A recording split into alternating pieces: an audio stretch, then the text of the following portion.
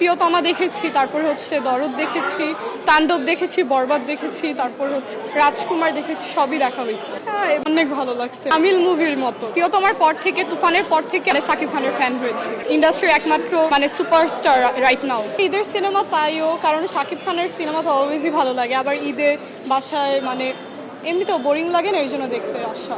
অনেক ভালো লাগছে, একদম তামিল মুভির মতো, বাংলাদেশি মুভির মতো না।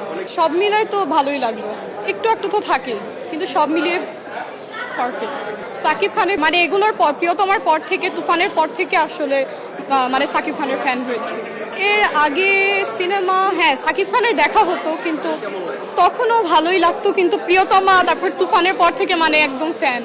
এটা অবশ্যই ভালো লাগে, কারণ উনি যেহেতু আমাদের বাংলাদেশের ইন্ডাস্ট্রির একমাত্র সুপারস্টার রাইট নাও, তো অবশ্যই ভালো লাগে। তাদেরটা শুধু সাকিব খানেরই দেখা হয় আসলে, কারণ সাকিব খানকে ভালো লাগে। হ্যাঁ, ওনারাও ভালো করছেন, কিন্তু বললাম না সাকিব খানকে ভালো লাগে। আমার মারামারি ভালো লাগে দেখতে, রোমান্স বোরিং লাগে। হ্যাঁ, ওইটাও ভালোই লেগেছে, কিন্তু একটু কিছু অ্যাকশনও তো ছিল। রোমান্সের পার্টটা ভালো লাগে না, অ্যাকশনের পার্টটা ভালো লাগছে। দুইটার মধ্যে চুজ করা তো একটু টাফ, কারণ দুইজনকে ইন্ডিভিজুয়ালি ভালো লাগে। আমার মনে হয় অপু বিশ্বাসকেই ভালো মানায়।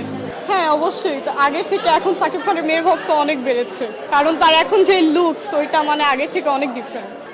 তার এক ধরনের চেঞ্জ, গ্লো আপ এসেছে না, এর জন্য তার মেয়ে ফ্রেন্ড ফ্যানরা অনেক বেড়ে গিয়েছে, শুধু আমি না। আমি ছবি তোলার ট্রাই করব। একটু লাগবে নার্ভাস, বলবো স্যার আপনার সাথে একটা ছবি তুলতে পারবো, এটাই।